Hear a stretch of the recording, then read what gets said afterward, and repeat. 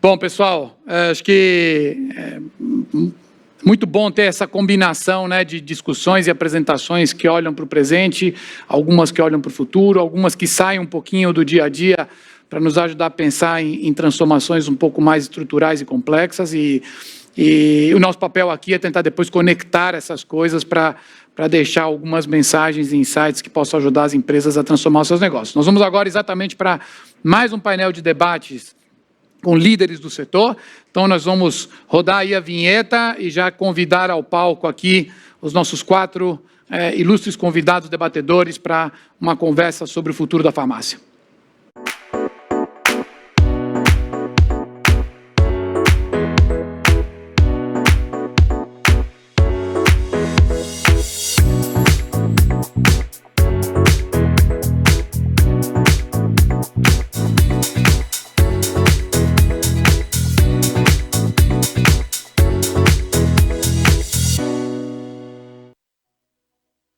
Bom dia, sejam muito bem-vindos, então, Patriciana, Sami, Alexandre e Cristiano.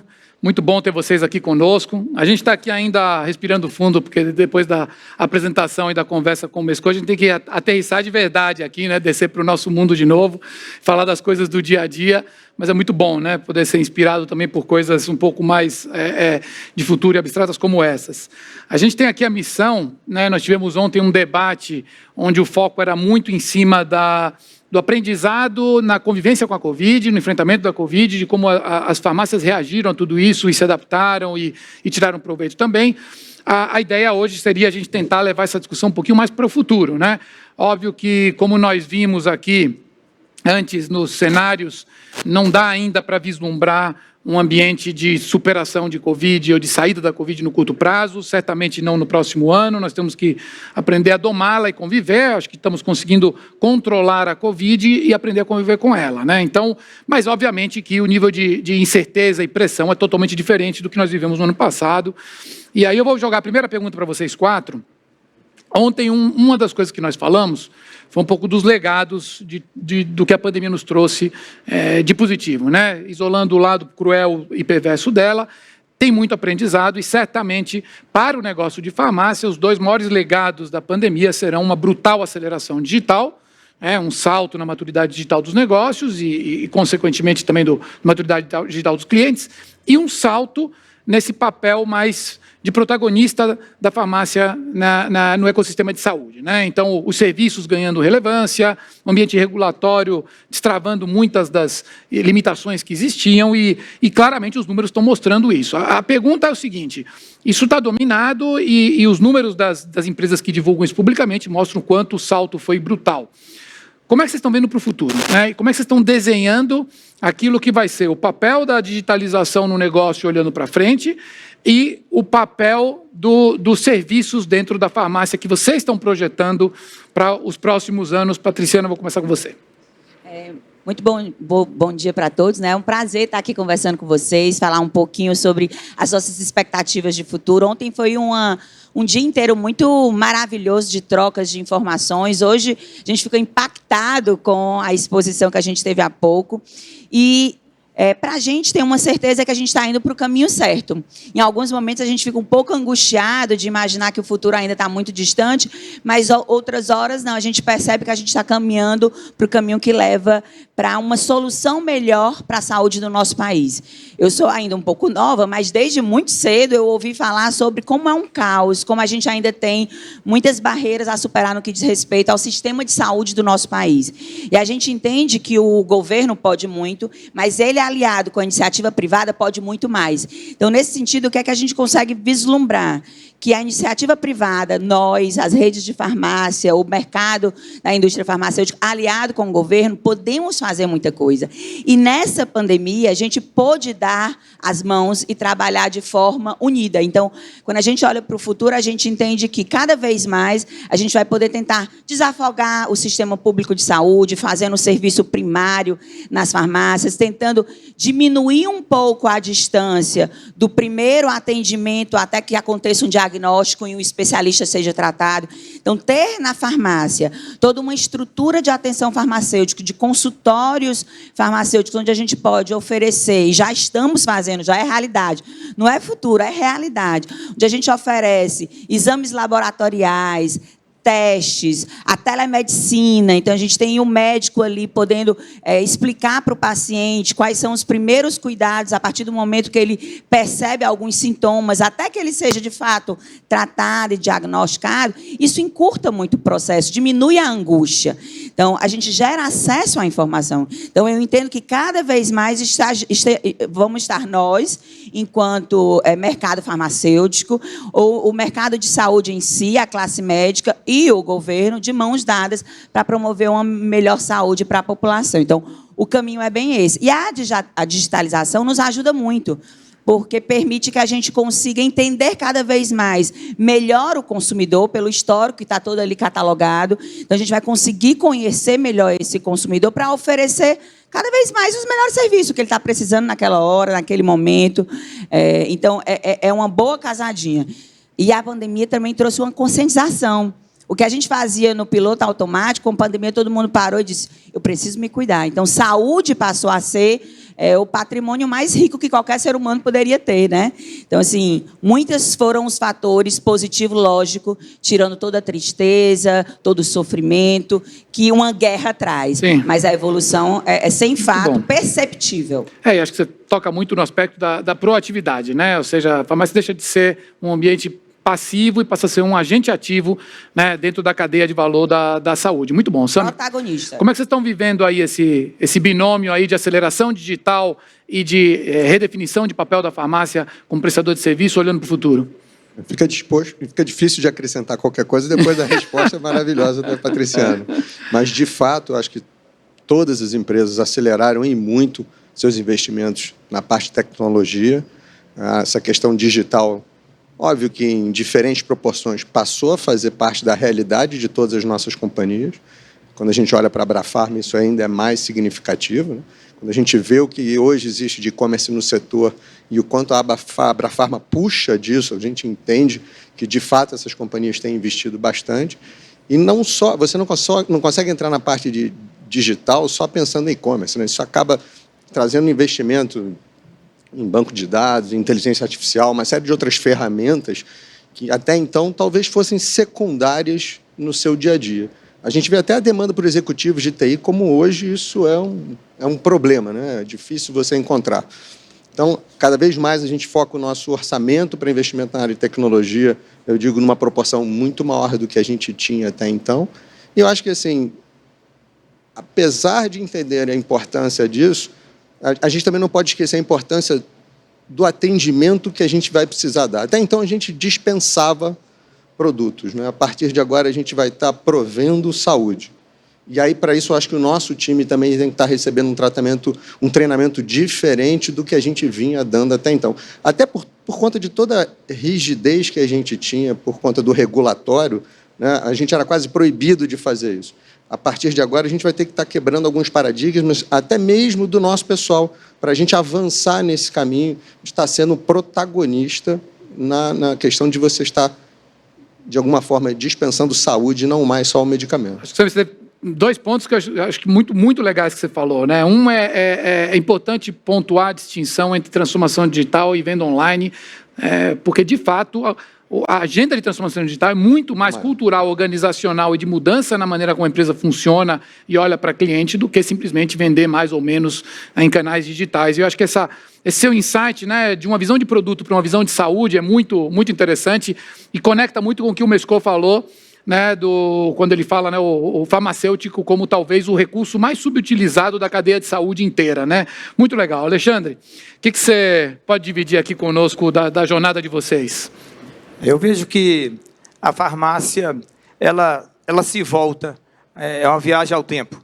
A farmácia, antigamente, ela tinha aquela farmácia do farmacêutico de balcão, né, e, ao passar do tempo, a farmácia se distanciou desse modelo, né, e virou drogaria mesmo, né, afastou da manipulação, afastou do cliente no final da história. Eu acho que nós voltamos a tempo, voltamos com atraso, mas voltamos bem. voltando por cima, muito mais estruturado. A farmácia vem hoje muito mais estruturada, com muito mais condição, com o farmacêutico muito mais bem preparado, né, e as empresas com esse foco. Eu acho que a pandemia acelerou esse processo, né, e a farmácia entra, então, sendo protagonista no sistema de saúde brasileiro, contribuindo com o sistema de saúde. E acho que vem no bom momento. A gente tem hoje 30 milhões a população de 30 milhões de pessoas com mais de 60 anos de idade. Né? Imagina que daqui a 5 anos a previsão de ter 60 milhões, né? Como a saúde pública ia dar conta dessa massa de população, né? Então, a farmácia, com toda a sua capilaridade, com toda a recorrência que a gente tem de interações, acho que o varejo que tem maior número de interações com o cliente é a farmácia, né? Então, a gente tem toda a condição de estar contribuindo com o sistema de saúde brasileiro, levando mais saúde à nossa população, a população brasileira. Eu acho que a farmácia tem esse papel aí fundamental e a farmácia assume realmente, a gente não vai se furtar, né, dessa nossa obrigação. E o digital vem também no momento fantástico, né? A pandemia, a gente já vinha caminhando nessa direção, a pandemia catalisou, né, e trouxe uma velocidade fabulosa, e agora nós temos que trabalhar assim, além das vendas, vai trabalhar acima de tudo a informação, né, e trazer o cliente, a gente conhecer melhor nosso cliente, a fim de melhorar a jornada do cliente aí nas lojas. Eu acho que esse que é o grande ponto. E mais uma vez a gente volta à nossa origem, né, de varejista. Né, o varejista é o profissional que entende, que tem de conhecer o que o cliente está querendo, o que o cliente espera da gente. Eu acho que é a origem do nosso negócio, que é ser varejista na sua essência. Muito bom, muito bom. Cristiano, bom, você pilota uma dessas duas agendas, né? Então, mas como é que você está olhando isso para frente, né? O que você aprendeu até aqui e o que você acha que é a perspectiva disso? Eu acho que, obrigado primeiro pelo convite, acho que o diferencial é um cara de tecnologia estar aqui, né? Se a gente falasse isso há 2 anos, fala, pô, esse cara tem que ficar lá dentro do data center tomando esperando as demandas, problema, né? Para resolver problema. O que eu acredito, o que eu vejo, tá? Eu não acredito nem no mundo digital e no mundo físico. Eu acredito na junção do mundo digital e físico. A gente fala muito do digital, que é a junção do físico, digital e do social. Porque, no final, a pandemia mudou o hábito das pessoas. Ponto. Não existe outra. Ela acelerou essa mudança de hábito das pessoas. E a gente, como empresa, temos que se preparar. A gente se preparou o máximo possível na pandemia, mas a gente não se preparou. Porque foi muito rápido essa mudança de comportamento das pessoas. Então, eu acho que, quando a gente fala de digitalização, de atendimento, a gente tem que sair do transacional para o relacional. E o transacional para o relacional parece ser simples 2 palavras, mas acho que o objetivo nosso tem que ser as pessoas viverem mais com mais saúde. Porque esse é um desafio no Brasil, nos países subdesenvolvidos. Porque as pessoas estão vivendo mais. Mas será que estão vivendo melhor, realmente? Esse é um ponto de interrogação. Eu deixo aqui. O outro lado, que eu concordo plenamente, eu acho que a gente tem a capacidade, junto com o governo, de mudar a saúde no país. Se a gente olhar nos próximos 10, 15, 20 anos, se ninguém fizer nada na saúde do país, vai entrar em colapso. Vai ficar tão caro manter a saúde no país que o SUS não vai comportar, os planos de saúde não vão comportar. Eu acho que, como você falou, mais de 30 milhões de pessoas a partir de 60 anos, e eu tenho um exemplo dentro de casa, quando minha mãe fez 60 anos, o plano de saúde triplicou. E por quê? Qual que é a diferença de 59 para 60? X. Então, acho que a gente, como farmácia, a gente tem essa capacidade de juntar esses 2 mundos, a nossa capilaridade, junto com toda a tecnologia que veio, com toda a digitalização, com todas as plataformas de saúde, de entregar uma saúde com excelência, com custo-benefício totalmente diferenciado do que qualquer um pode entregar. Então, é isso que a gente acredita, é isso que a gente está fazendo. O e-commerce, como você falou, é uma parte.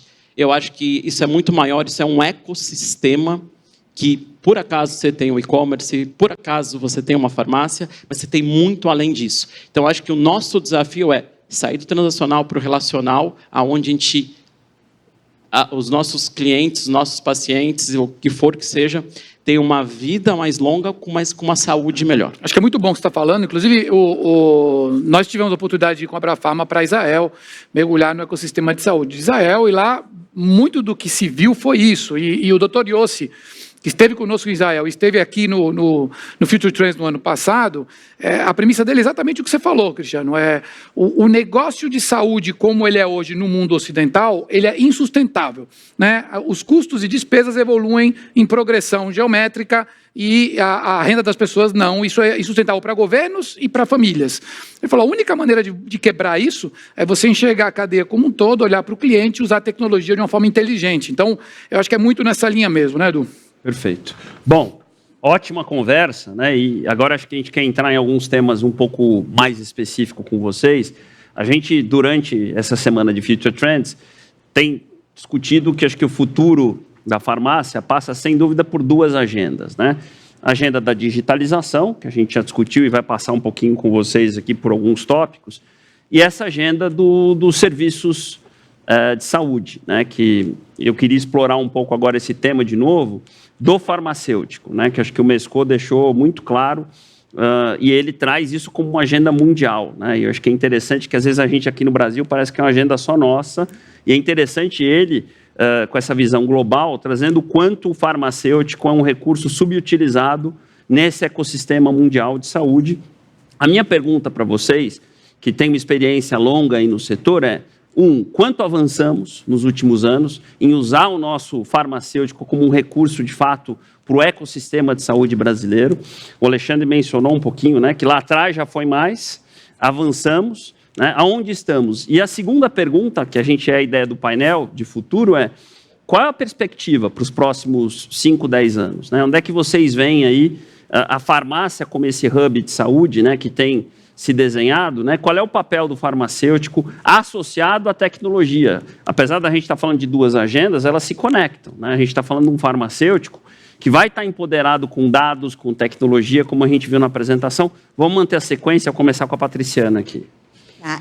Nesse sentido de falar um pouco sobre o papel do farmacêutico, eu queria aqui abrir um parêntese e reconhecer a importância da Abrafarma enquanto instituição. Porque desde 2015, 2016, nós estamos falando aqui de futuro, mas em 2015, finalzinho de 2015, início de 2016, foi colocada uma agenda muito intensa, através da Abrafarma, de empoderar esse farmacêutico. Então, o que a gente ouviu aqui muito falando sobre ainda existe essa necessidade de mudança cultural, como a gente sabe que a mudança cultural leva um tempo, desde 2016 que a gente vem batendo nesse martelo, a associação vem empoderando o farmacêutico, foram feitas rodadas gigantescas de capacitação para mostrar a esse farmacêutico esse novo papel, o que é que a gente espera dele do futuro, porque, de fato, ele já teve essa relevância no passado, aos poucos ele foi perdendo um pouco desse papel e a gente teve que resgatar. Então, esse processo de retreinar, relembrar, empoderá-lo foi feito desde 2016, inclusive com toda uma agenda de regulamentação, de quais são os serviços de atenção farmacêutica, como eles podem ser encarados. Então, todo esse processo foi feito e hoje nós já estamos colhendo fruto, né? A gente percebe um farmacêutico que ele está muito mais atuante. Na pandemia em si, eles foram a linha de frente, o exército que estava lá, enquanto grande parte dos profissionais tiveram que recuar, farmacêutico, farmacista, os médicos, é claro, também, estavam ali na linha de frente. E um dos grandes papéis do farmacêutico é democratizar a informação. A gente sabe que tem a internet aí, que quando ela chegou, ela democratizou, todo mundo tem acesso a tudo, a qualquer tempo, a qualquer hora, mas precisa de uma curadoria. O que é fake e o que é de fato verdade, né? Então, o farmacêutico, como sendo aquele profissional especializado, capacitado, treinado e mais próximo do paciente, do consumidor, porque todo dia, a toda hora, a qualquer momento, o paciente pode ter um farmacêutico ali do lado. Então, ele serviu como esse grande curador no que diz respeito a entender para que linha eu devo seguir, o que é verdade, o que não é, o que é mito. E um outro processo muito importante que o farmacêutico vem ganhando espaço, a gente entende que isso vai desonerar muito a cadeia de saúde, é a adesão ao tratamento. O paciente, muitas vezes, pela pouca informação, pela ignorância, ele entende que ao desaparecerem os sintomas, eu não preciso mais continuar o tratamento. E o farmacêutico tem esse papel, porque ele está ali muito próximo, né? E aí eu queria compartilhar com vocês 2 iniciativas que nós temos, uma com a iniciativa pública e outra em parceria com o plano de saúde, que a Pague Menos especificamente está fazendo. A gente tem trabalhado para conscientizar a adesão ao tratamento. Então, a Secretaria de Saúde do Estado lá do Ceará nos convidou, porque hoje a gente tem um programa muito bem elaborado, federal, que aqui tem farmácia popular, onde a gente repassa gratuitamente medicamentos para a população, aqueles medicamentos para hipertensão, diabetes, alguns tratamentos mais específicos, e o governo tem dado isso. Mas ele dá o medicamento. Quem garante que o paciente está tomando o medicamento? E o Estado lá do Ceará, através do seu secretário, disse assim, eu gostaria que todas as vezes que um paciente viesse buscar o medicamento, que é gratuito, você os convidasse para fazer a mensuração da pressão. Porque se a pressão estiver controlada, ele está consumindo o medicamento. A gente vai capturando esses dados para a gente entender se, de fato, a população está caminhando para um bom caminho. E o Plano de Saúde tem feito conosco também um projeto piloto muito específico para tentar diminuir a sinistralidade no caso de diabetes, monitorando a glicemia. Então, a gente também tem feito, em parceria com um plano de saúde muito importante, principalmente lá na região do Norte e Nordeste, e a gente tem feito esse monitoramento. Então, é o farmacêutico que está ali na linha de frente dizendo, é importante fazer a adesão ao tratamento. E a gente entende que com a telemedicina, que é um futuro muito aí próximo, a gente já está utilizando bastante, o paciente sozinho, talvez ele não se sinta tão seguro de fazer a interlocução com a tela e o médico do outro lado. O farmacêutico pode ser a humanização dessa tecnologia. Do outro lado está o médico e aqui próximo do paciente está o farmacêutico para verificar a pressão, para auscultar, para fazer uma anamnésia, que a tela não vai conseguir fazer isso. Lógico, com o passar do tempo, a gente vai utilizar, inclusive, tecnologias, device, para que isso fique ainda mais possível, mais preciso, mas a personificação do profissional da saúde através do farmacêutico, eu entendo como sendo cada vez mais importante e relevante nesse processo de saúde à distância, né, da telemedicina. Né? O farmacêutico vai ter um papel muito importante nesse sentido. Nossa, ótimos insights, Patrícia. Você trouxe, acho que, 2 bons exemplos atuais e um ótimo insight do futuro, né? Essa relação, talvez, do farmacêutico, a telemedicina e o médico. Humano que vai estar ali, né? Excelente, muito bom. Sami. Mais uma vez, foi uma resposta muito bem, muito completa. Eu estou com pena dos meus próximos amigos ali. É o benefício de ser mulher, responde primeiro, né? Eu acho que a gente está só no início dessa jornada, né? E assim, ratificar aqui as palavras da Patriciana em relação à visão de futuro que a Abrafarma teve há alguns anos atrás, né? Acho que direcionou todo mundo para o caminho certo e provocou mudanças, né? Acho que esse tem um papel fundamental, mas, como vocês bem colocaram, né? Por mais que a gente tenha sido ágil na transformação, todos foram pegos muito de supetão, né? Por mais que o governo também tenha flexibilizado algumas iniciativas, isso não estava previsto, né? Então, eu acho que a gente conseguiu quebrar a inércia do ponto de vista do papel do farmacêutico na farmácia. Acho que o Alexandre colocou muito bem, né, que a gente teve esse papel no passado muito mais forte, mas parte disso que a gente perdeu foi por conta de um aumento de restrições do regulatório, né? Na verdade, o que a gente fazia no passado, de uma hora para outra, passou a ser mal visto. Não pode ser feito, entrava em conflito com a parte de prescrição, né? Acho que a gente está hoje resgatando essa função, mas acho que está só no início. E a junção de toda a formação que um farmacêutico tem, com todo esse arsenal tecnológico que a gente vai estar e já está embarcando nos nossos negócios, a experiência, eu acho que do consumidor, ela vai ser muito mais completa neste pré-atendimento.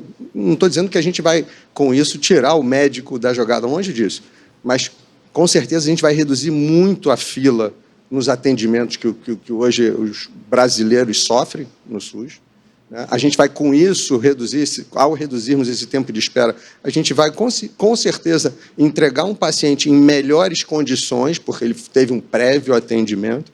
Então, mas, no final da história, eu acho que a gente deu só o pontapé inicial. Como é uma transformação cultural, ela vai levar tempo.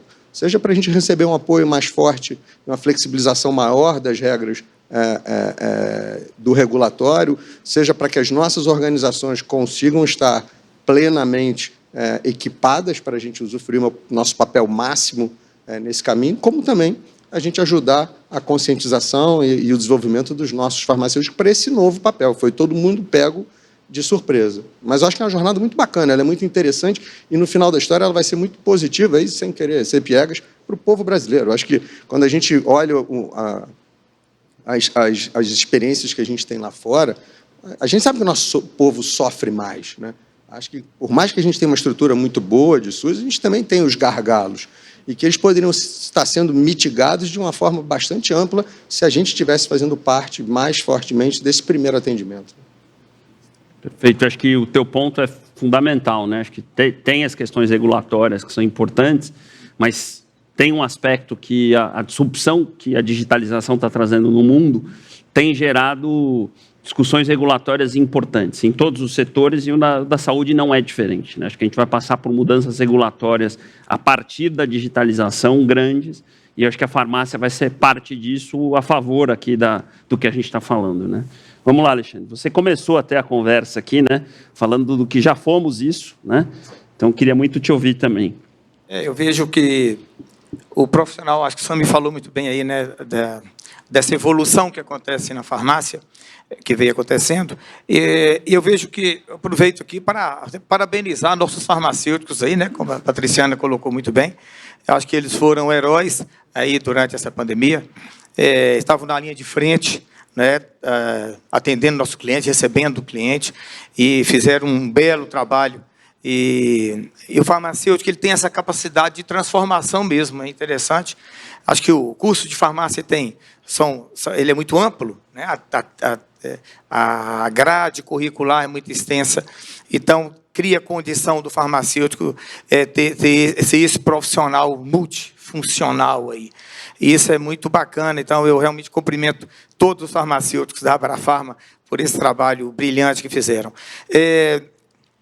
Nesse processo de evolução e da aproximação da farmácia com o cliente, nós fizemos um trabalho muito interessante também agora na pandemia, que foi um SAC Pharma, né, o serviço de atendimento remoto do farmacêutico. Então, o farmacêutico atendendo o paciente de forma remota. Então, estamos tendo um resultado fantástico, e é interessante como tem demanda, né? Como o cliente, o paciente é carente, né? E quer essa atenção, né?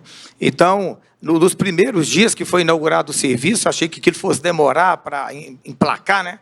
Mas já inaugurou emplacado já, né? Então, foi realmente um gol de placa.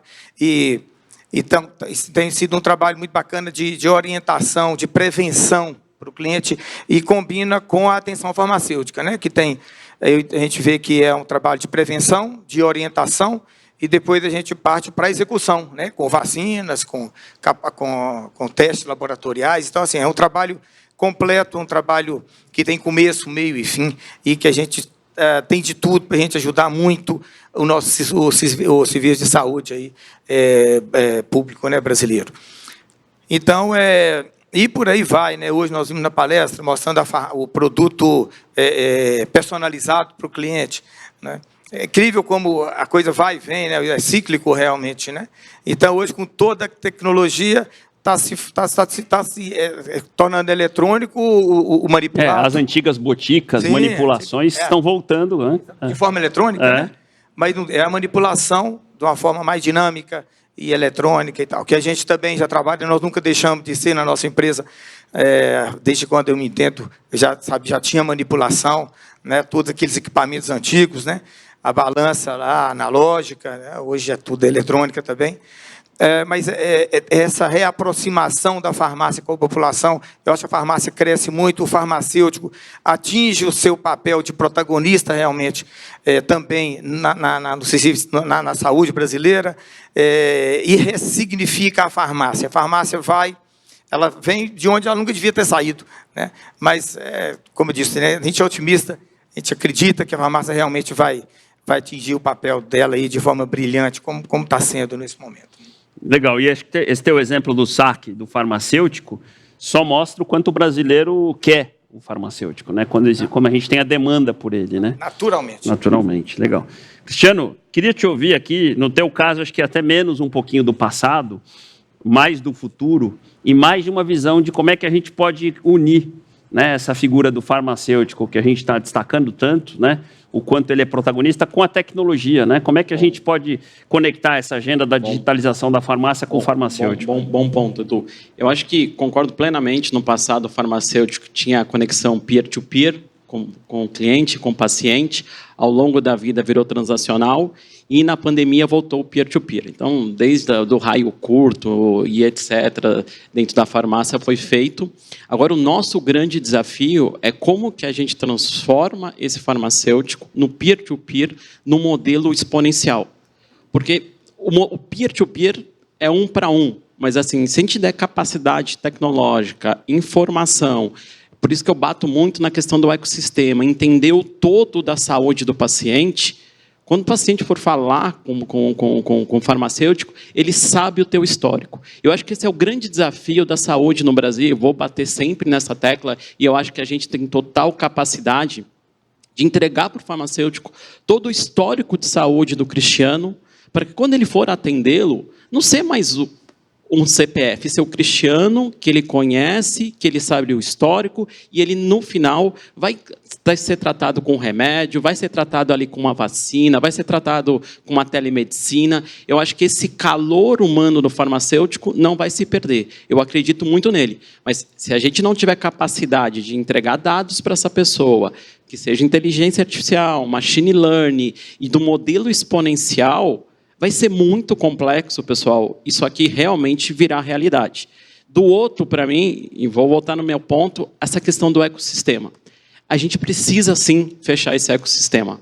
E aí eu estou dizendo aqui, volto eu como Cristiano, e eu me uso muito como case, tá? Quando eu vou em farmácia, quando eu vou no médico, quando eu vou fazer os meus exames. Nada fala com nada.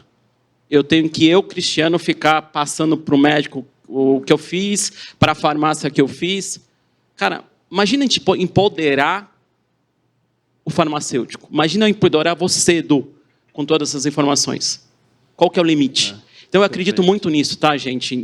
O que a gente está fazendo, está acelerando ao máximo possível.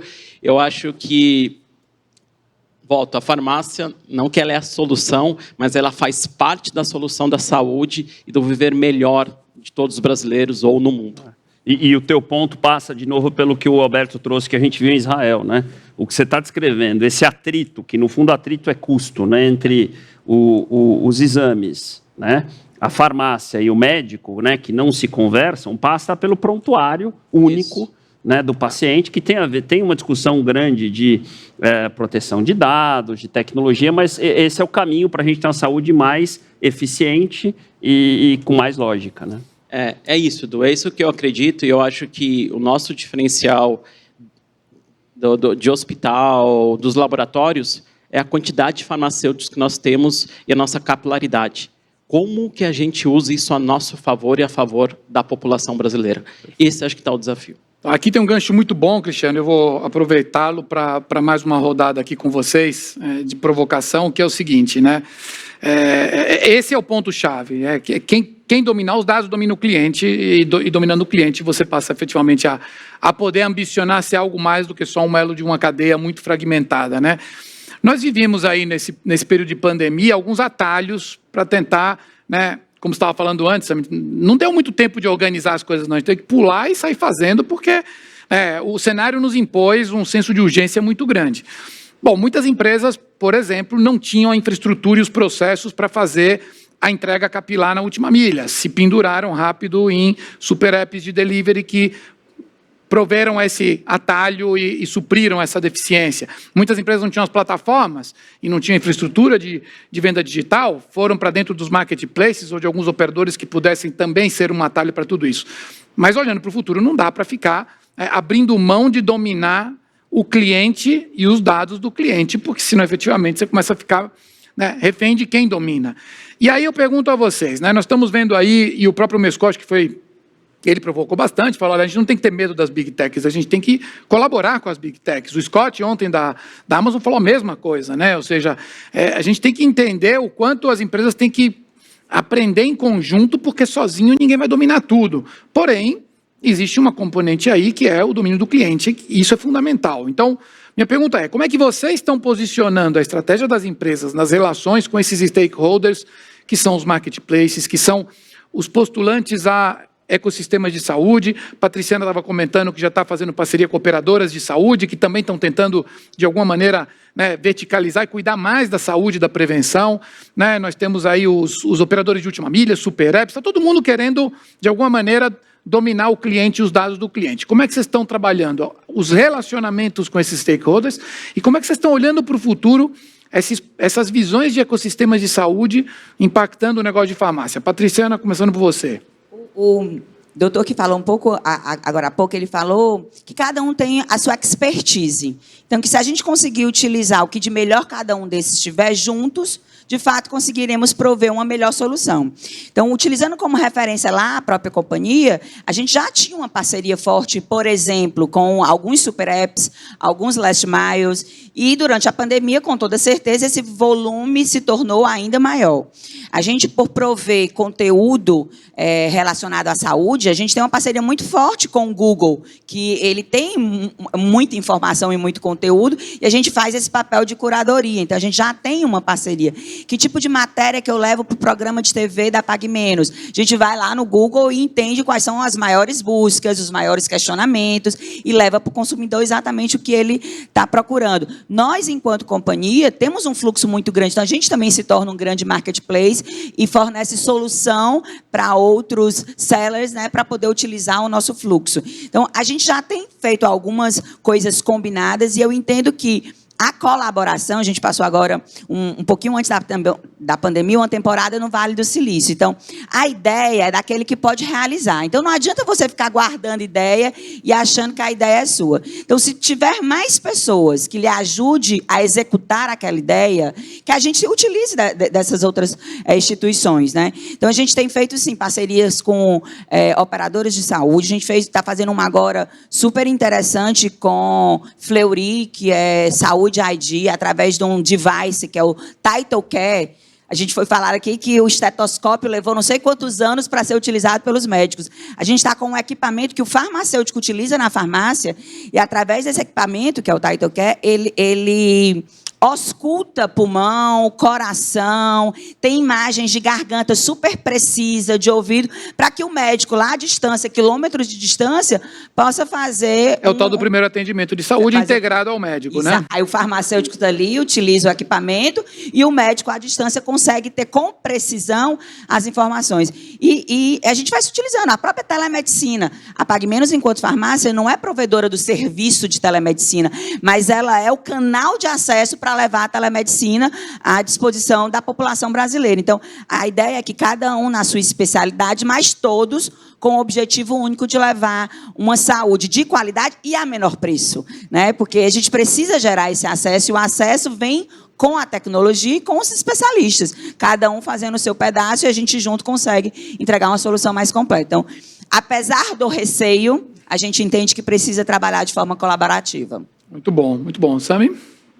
Nesse caminho, a gente também tem traçado algumas estratégias, alguns pilotos. A gente deve estar começando em breve também uma colaboração com uma rede de hospitais para a gente poder fazer o atendimento da receita médica assim que o paciente sai do hospital, e com isso a gente conseguia adesão ao tratamento, e com isso a gente conseguia continuar traqueando esse cliente por mais tempo.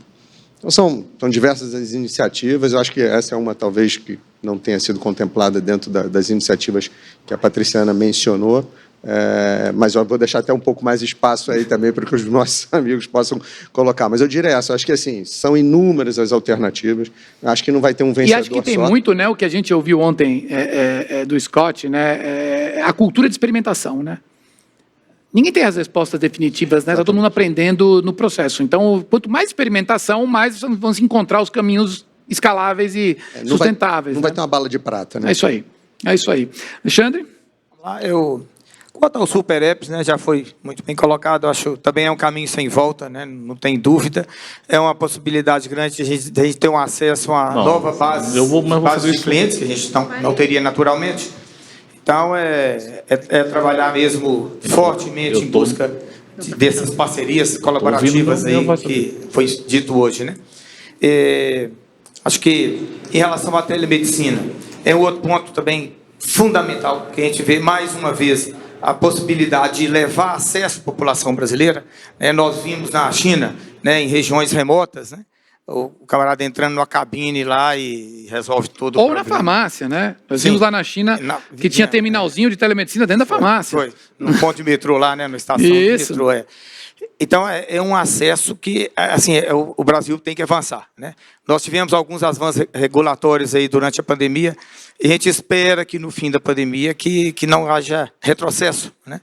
Que seja cada vez mais regulamentado com mais praticidade, com mais tranquilidade, para que realmente a população brasileira tenha mais acesso à saúde, né? Nós temos que quebrar esses cartórios no Brasil aí e dar acesso à população. Acho que todo mundo ganha com isso, a população brasileira ganha muito. Muito bem. Cristiano, você que provocou aí a conversa sobre ecossistemas. Bom ponto, Antino. Eu acho que o primeiro lugar é fazer com o cliente e não para o cliente. É uma palavrinha pequena aqui que você troca, mas faz total diferença. Isso vai experimentar. E aí eu acho que eu deixo aqui o questionamento para todas as empresas que estão nos acompanhando, qual é o apetite que vocês têm de testar? Testar, vocês não vão acertar 100%. Então, esse é um ponto muito importante, está na cultura da empresa. Tá? Para mim, esse é um ponto que eu queria Cometer erros, né? Cometer erros. Todos cometem. É parte do processo. Todos cometem. E aí, mas aqui a gente podia filosofar 2 horas aqui sobre esse tema, não vou entrar, mas todos cometem. Tá? O outro ponto, a gente usa os super apps, mas o dia que eu for tão bom quanto eles, na entrega de 20 minutos, 30 minutos, talvez eu não precise deles. Até lá, a gente vai precisar. A gente faz entrega em 2 horas? Faz. A gente faz entrega em 4 horas? Faz. Está nas principais capitais? Tá. Mas ainda a gente não tem o last mile igual a esses caras. Então, acho que a gente está numa transição. A gente teve que correr ali no meio da pandemia, se ajeitar e todas as empresas fazerem essa digitalização. Mas, no final, eu acho que a gente tem que refletir agora como que a gente organiza nossas empresas para esses testes, que eu falo dos squads, dos experimentos, do modelo mental das empresas, para realmente entregar a melhor experiência. E aí, só um parênteses aqui, gente, eu venho de Big Tech. Eu vivi esse mundo de experimento, eu vivi esse mundo que a gente errava bastante, mas quando acertava, acertava muito bem. E quando a gente vem aqui para o tradicional, a gente é um pouco mais tradicional, literalmente, e tem medo de arriscar. Então, aqui fica a minha provocação a todos, eu acho que é fazer para o cliente e não com o cliente. Muito bom. Bom, vamos para a rodada final, né? Passa rápido, né? Mas a gente já está aqui há um bom tempo conversando, a conversa está maravilhosa. Eu queria fechar com uma discussão que, inclusive, o Mescot também trouxe numa pergunta final ali, e que tem surgido muito, né, quando a gente fala de futuro, que existe a agenda de tecnologia, que é clara, né, que a gente fala de inteligência artificial, a gente fala de dados, a gente fala dos canais todos, né, marketplace, e-commerce, etc., 5G, mas existem as pessoas. Tá? A gente precisa trazer junto as pessoas. Não só o farmacêutico, que a gente falou aqui, mas o time todo. Né? O time que está lá à frente das lojas, o time que está no corporativo. E a gente sabe que as redes todas que aqui estão são exército de pessoas. Pessoas que, na verdade, não necessariamente têm acompanhado a evolução, isso nos inclui. Né? Eu costumo brincar que todos nós somos imigrantes digitais, né? Nós não nascemos num mundo de tanta tecnologia e muito menos num mundo que mudava nessa velocidade. A gente discutiu muito ontem que a pandemia nos colocou no mundo de velocidade exponencial, né? Que a gente acha que foi a pandemia, mas todas as evidências mostram que as mudanças vão continuar nessa proporção. A minha pergunta para vocês é: o que vocês têm feito para trazer os times para esse contexto de uma farmácia mais tech, com mais tecnologia, com muita mudança, que não tem sido fácil, né? Isso passa por uma agenda de cultura, você falou que não ia mergulhar, mas acho que vai ter que colocar um pouquinho, né, Cristiano? De estrutura, né, de forma de trabalho, os tais squads, os sistemas de trabalho diferentes, de habilidades e competências, que são outras. Queria que vocês trouxessem um pouquinho nessa rodada final o que cada um de vocês tem feito para trazer o time junto com todo esse pacote de mudanças. Vamos lá, Patriciana. A gente atua numa área que eu acho que é até mais fácil fazer o engajamento, porque, por natureza, o ser humano ele tem essa necessidade de conexão, de cuidar um dos outros. Então, a proposta de levar uma solução para melhorar a saúde da população é uma proposta fácil de criar adesão. Então, nesse sentido, a gente tem conseguido sensibilizar, e aí mais uma vez, trazendo a pandemia, as pessoas se sentiram bem de poder ajudar quem estava precisando. Então, os nossos farmacêuticos, os nossos vendedores que estavam lá no balcão, eles se sentiam orgulhosos por estar ali na linha de frente fazendo a diferença no momento que a coisa pegou fogo, né? Então, nesse sentido, assim, é fácil ter essa adesão, porque as pessoas gostam de fazer o bem. Então, como a proposta é uma proposta muito clara de levar cada vez mais saúde, de levar acesso a quem não tem acesso a essa saúde, então é fácil. Então, característica, utilizando a resposta do nosso próprio palestrante aqui, a empatia, aquele senso de coletivo, a conexão, são coisas que vão sempre fazer a diferença, e as pessoas que entenderem isso, a gente está num mundo cada vez mais inclusivo, diverso. Eu, como mulher no papel de liderança, como presidente do conselho, fico muito orgulhosa de entender que cada vez mais as corporações estão entendendo a importância desse cuidado, desse carinho, que não é só o transacional por transacional, tem que ter o tocar o coração das pessoas, o relacionamento. Então, é um desafio, mas é um desafio fácil de conseguir alcançar, porque as pessoas, por natureza, gostam de levar boas soluções, né? E a gente, de uma forma ou de outra, é isso que a gente está em busca, de levar uma boa solução. Muito bom. Aliás, você reforçou isso agora, o Mescot trouxe um insight no final, que ele disse que a gente tem que conversar mais, né? Dialogar mais sobre esse processo da transformação com os times. Ouvir, né? Ouvir, conversar, e querendo ou não, como esse processo muitas vezes ele é top-down, né, ele é estratégico, às vezes a gente esquece um pouco de compartilhar, né? E as pessoas recebem só o que aconteceu e não são parte da discussão. Perfeito. Sami. Eu acho que, citando a Demil, talvez a gente tenha aí uns 3 pilares que a gente reforçou bastante. Primeiro foi o relançamento da universidade, no caso do grupo.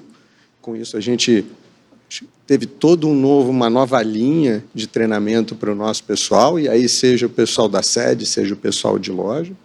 A gente mudou também drasticamente a nossa proposta de atendimento ao cliente. Ela foi totalmente revisada. A gente está num momento, de fato, mais sensível. As pessoas hoje estão muito mais preocupadas com a saúde, e até é o contrário, elas estão muito mais preocupadas em não morrer, né, do que jamais foram. Isso nunca passou pela nossa cabeça, né? Do jeito que hoje isso faz parte. Então, não tem como não fazer parte de uma nova abordagem no atendimento. E uma outra coisa que eu acho que ajuda lá na companhia a fechar todo esse pacote de sensibilização é também o nosso Instituto de Responsabilidade Social. As iniciativas que a gente tem com diversos entes, acho que isso traz para a companhia um orgulho muito grande e ajuda a gente, eu diria que, selar, de certa forma, o cuidado com o outro. Seja ele o cliente interno, seja ele o consumidor e seja ele um brasileiro, né? Acho que com isso a gente conseguiu amarrar bem essa necessidade de sensibilização para a mudança, através do treinamento, através de ações sociais também. Perfeito. Vocês, Alexandre, o que vocês têm feito lá? Eu acho que o ponto de sensibilizar o pessoal, né, de provocar o pessoal para vir junto com a gente. Eu acho que não só agora na época da pandemia, mas sempre foi um ponto forte nosso, de vender muito bem a nossa cultura, né, e trazer o pessoal engajado nesse nosso propósito, em tudo que é propósito, né? Tem um instituto, sim, né, importante, as ações sociais, claro, mas eu acho que, antes de tudo, o tratamento com as pessoas, com o time interno, né? Nós não podemos esperar que o time esteja mobilizado, esteja tratando o cliente como o centro do negócio, como o centro da estratégia do negócio, se eles não fazem parte, né? Se eles não são parte da estratégia do negócio. Explicando melhor, assim, é muito prático, né? É o respeito com o time primeiro.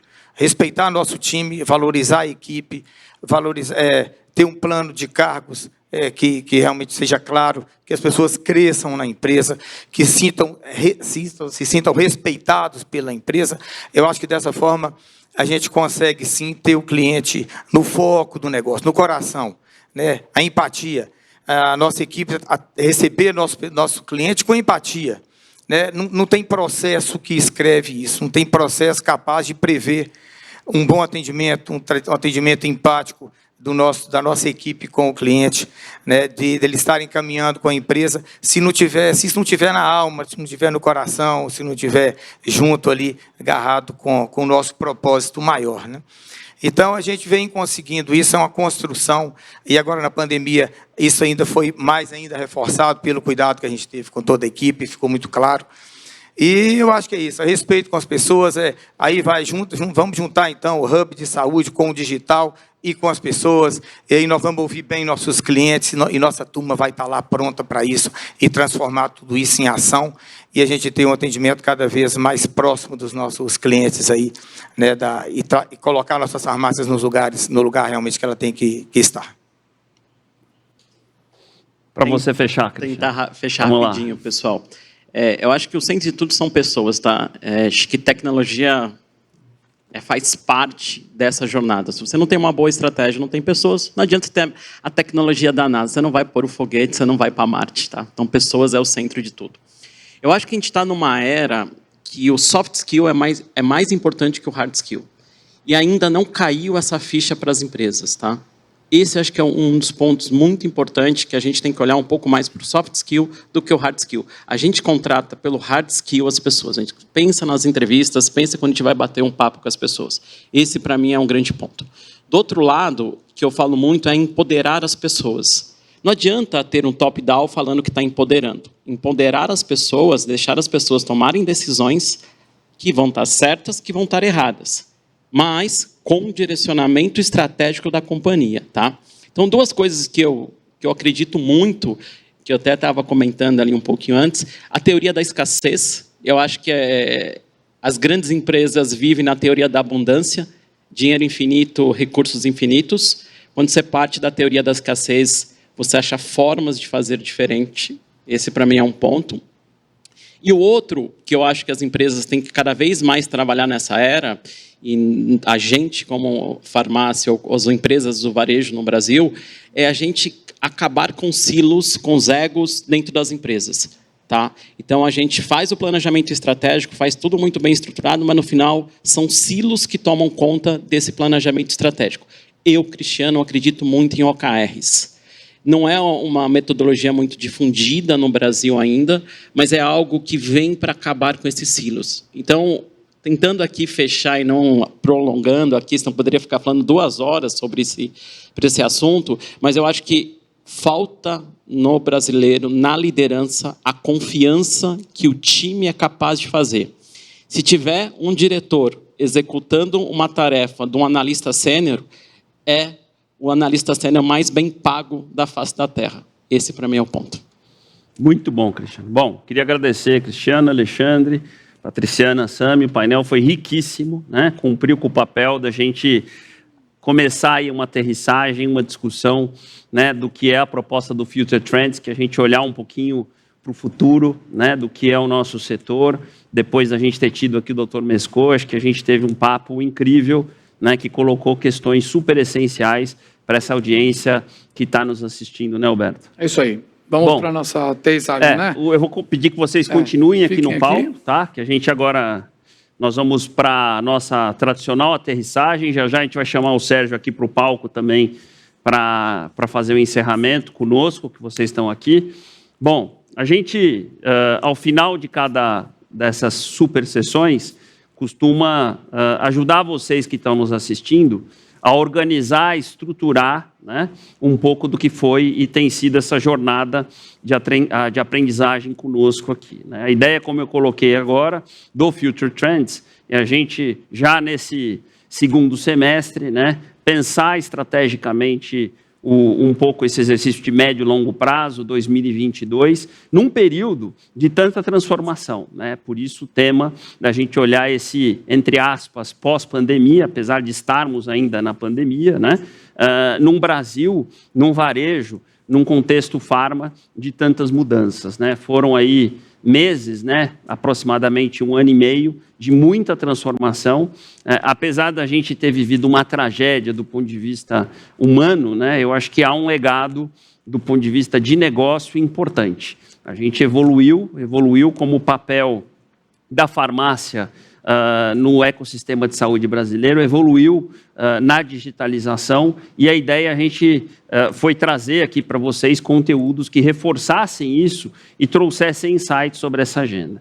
2 agendas ficaram muito claras, né, quando a gente fala do futuro da farmácia, e tanto no conteúdo de ontem quanto de hoje a gente reforçou isso. Primeiro, a agenda da digitalização, que a gente já vem discutindo em vários dos eventos que a gente tem aqui da Abrafarma, né, que é uma agenda que passa por uma digitalização, primeiro, da jornada do cliente, né, onde a gente tem esse desafio de capturar os dados, de entender melhor esse cliente. Hoje a gente teve um insight importante, né, que é a centricidade do paciente, que no nosso caso a gente não pode esquecer que além de varejistas, né, somos varejistas de saúde, cada vez mais de saúde.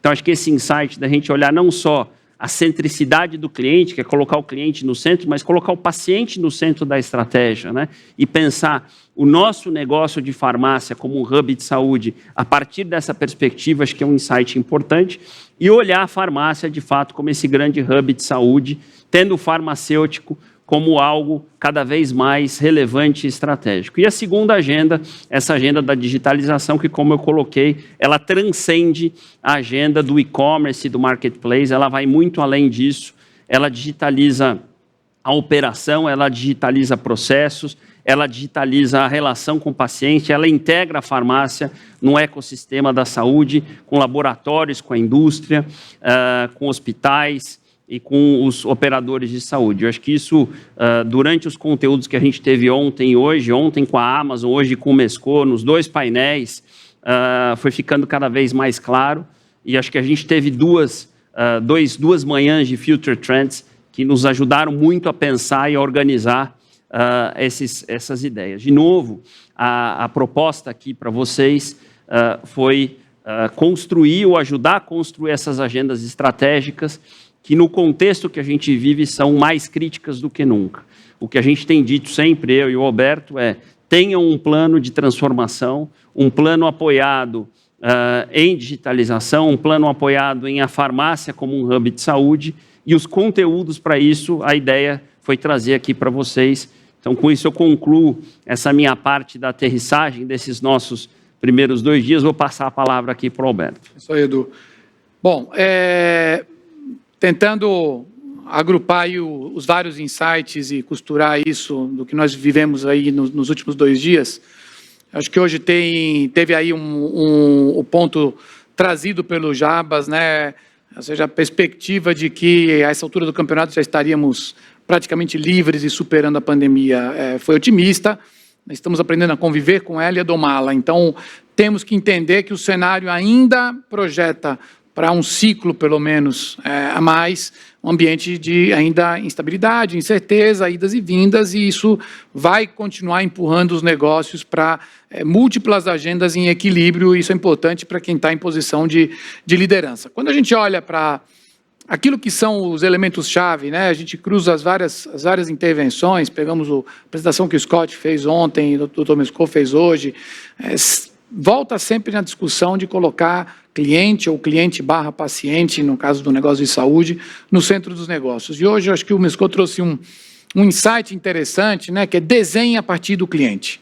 Desenhe, a cultura do design, né? O que é o design? O cliente não é um ser distante no qual você elabora as coisas, depois mostra e pergunta se ele gostou ou não gostou. Não. Traz ele para dentro da discussão e constrói em conjunto. Então, bebe dos insights daquilo que são dados, de um lado, mas também a possibilidade de engajar clientes nos processos de criação daquilo que serão os desenhos futuros desse negócio, que, como o Edu bem falou, cada vez mais trabalham para se tornar um grande hub de saúde, serviços, e se engajar e se integrar na cadeia de saúde de uma maneira mais ativa e com mais relevância. Obviamente que tudo isso passa por dominar clientes. Dominar clientes no mundo de hoje significa dominar jornadas. O entendimento da jornada passa por dados, e só se chegam aos dados com processos, com infraestrutura, com arquitetura, Então, tem um trabalho árduo de fundamentos e fundações que precisa ser construído de baixo para cima, e ele também só vai andar se aquilo que é a maior de todas as agendas, que é a mudança cultural organizacional, acontecer, e essa só acontece de cima para baixo. Então, é preciso ter muita crença e alinhamento estratégico para fazer os investimentos estruturantes necessários, mas é preciso, acima de tudo, um fortíssimo engajamento que só se conquista com envolvimento ativo da liderança e da máxima liderança das organizações, que tem que dar o tom desse processo de mudança e de aceleração. Então, existe um papel fundamental na liderança em tudo isso, sem o qual nada disso vai tracionar e vai acontecer. Acho que o Mescot fez uma provocação interessante hoje, de que talvez as farmácias tenham no farmacêutico o recurso de saúde mais subutilizado dentro da cadeia de valor. E aí, chegando um pouquinho na realidade brasileira, né, nós estamos vivendo aí, particularmente nesse universo Abrafarma, como tivemos depoimentos ontem e hoje dos 8 convidados aqui em debates, uma grande aceleração na transformação digital e na digitalização dos negócios nesse último ano e meio, e uma grande aceleração também nesse protagonismo maior da farmácia como um hub de saúde, um agente ativo da saúde. E acho que foi também destacado por muitos deles o quanto hoje, na realidade estrutural do Brasil, com todas as deficiências e limitações que nós temos, tanto do lado dos clientes como do lado do sistema de saúde, a capilaridade, o alcance, a confiança, a segurança, né, a governança e ética que a farmácia tem, com o papel ativo do farmacêutico, pode desempenhar um papel de democratização, acesso no primeiro atendimento e na integração com todos os ecossistemas de saúde e aquilo que está digitalizando e integrando de maneira maior todo o atendimento a clientes / pacientes. Então, acho que, mais uma vez, o Future Trends cumpriu com aquilo que é seu propósito, sua missão, que é provocar grandes reflexões sobre o futuro e trazer isso para a nossa realidade, a realidade brasileira. Então, acho que eu, Eduardo, encerramos aqui a nossa participação na curadoria de tudo isso, mas agora convidar aqui ao palco o Sérgio Mena Barreto para fazer o encerramento oficial do evento, e aí vamos para a vinheta e trazer o Sérgio ao palco conosco. Mais uma vez, muito obrigado, Abrafarma, pela confiança.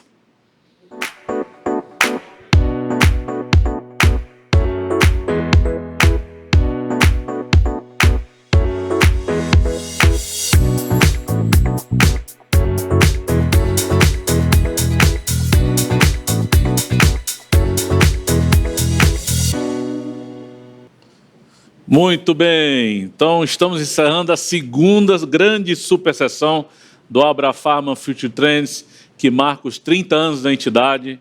A gente está honrando o passado, mas com um olhar muito forte para o futuro, dessa farmácia que a gente ama, que a gente tem construído nos últimos anos, mas que a gente quer levar e quer continuar sendo relevante muito no futuro. Então, é sobre isso que se trata, né? Sempre puxando um pouco a corda, sempre levando uma reflexão, sempre querendo ir mais longe. Vocês podem esperar isso sempre da gente, tenho certeza. Quero agradecer a audiência de hoje. Eu não citei ontem, mas nós temos 119 pessoas da América Latina, né, assistindo. Então, nossos hermanos da América Latina, bem-vindos, hermanos de Argentina, Bolívia, Chile, Colômbia, Costa Rica, Equador, Honduras, México, Paraguai, Peru, República Dominicana, Uruguai, Venezuela. Muitas graças por tua audiência. Muito obrigado a vocês que estão aqui com a gente.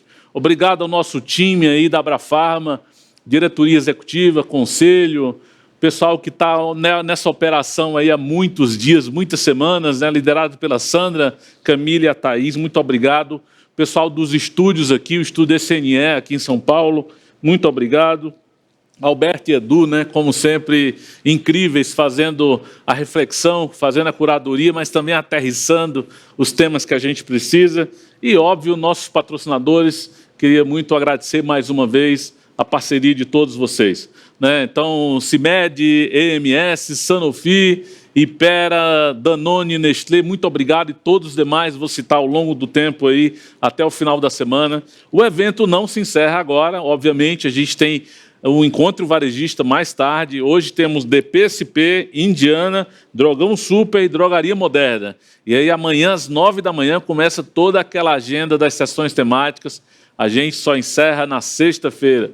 Muito obrigado, bom dia a todos. Até mais tarde, pessoal.